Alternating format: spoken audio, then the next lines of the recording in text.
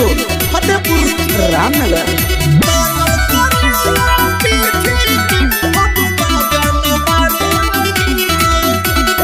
जहिया न देवे नी रूस जाला, खाना बिना खइले सुत जाला।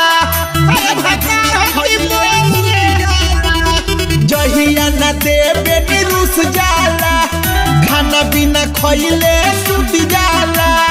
नाही लेला सवार तो कहियो सैया हमारा नीचे के, अरे नीचे के, अरे नीचे के। खली लेवे के कहेला पीछे के, कब मजा न मारेला पीछे के।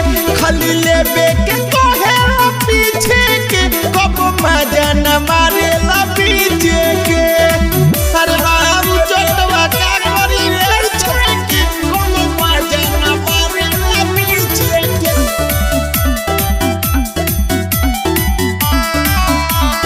सखी रहे खखुआई जैसे पावले नई के ठड़े सर में डांट कब दवाले नई के सर में डांट कब दवाले रहे खखुआई जैसे पावले नई के ठड़े सर में डांट कब दवाले नई के।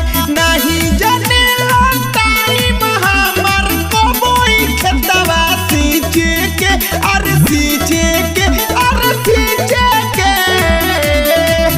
खली मानल करेला पीछे के, कब मजा न मारेला पीछे के। खली लेवे के करेला पीछे के, कब मजा न मारेला पीछे के।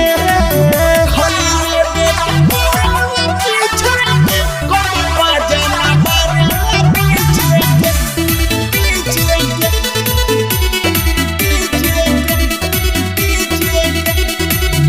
खली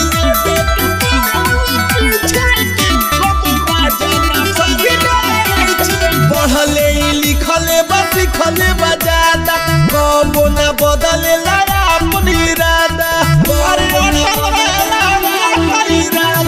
पढ़ले लिखले बस लिखले बजादा, कबो न बदले लाया अपनी इरादा। ऋषिया भातार जाने खोले फोटो घींचे के, अरे घींचे के, एहो घींचे के।